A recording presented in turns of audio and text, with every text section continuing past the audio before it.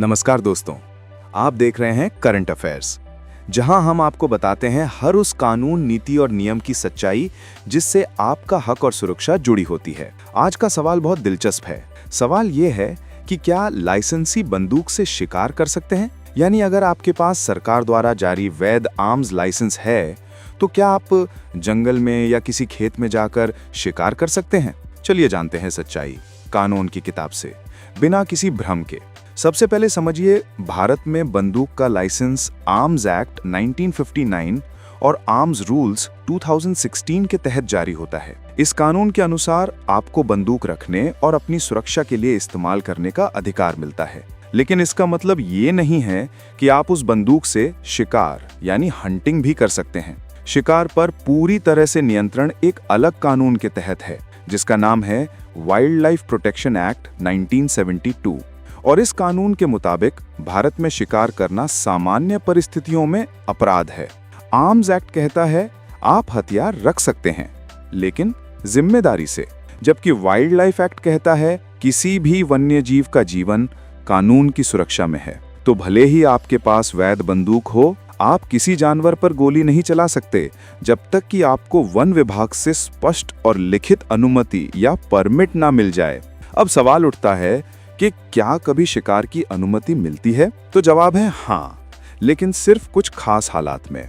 जैसे कि अगर कोई जानवर मानव जीवन या संपत्ति के लिए खतरा बन गया हो, या किसी इलाके में क्रॉप डैमेज या पब्लिक सेफ्टी का मुद्दा हो, या साइंटिफिक रिसर्च, पॉपुलेशन कंट्रोल या मेडिकल रीजन से वन विभाग को जरूरत लगे।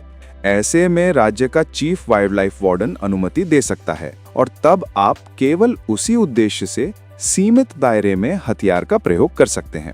अगर आपने बिना अनुमति किसी जानवर पर फायर किया, भले ही आपकी बंदूक लाइसेंस शुदा क्यों ना हो, तो ये माना जाएगा कि आपने वाइल्ड लाइफ प्रोटेक्शन एक्ट 1972 का उल्लंघन किया है। इसमें सजा बहुत सख्त है, 3 साल तक की जेल या 25,000 रुपए तक का जुर्माना, या दोनों। और अगर शिकार किसी प्रोटेक्टेड स्पीशीज का हुआ है तो सजा 7 साल तक भी जा सकती है।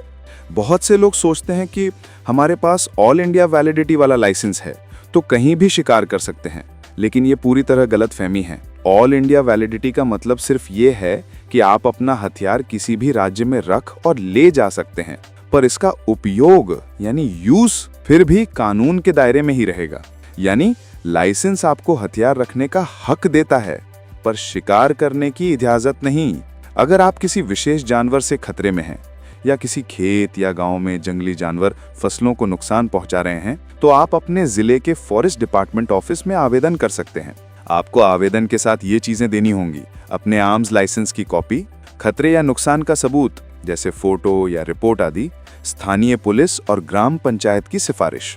इसके बाद चीफ वाइल्ड लाइफ वार्डन या डीएफओ स्थिति देखकर स्पेशल परमिट जारी कर सकते हैं।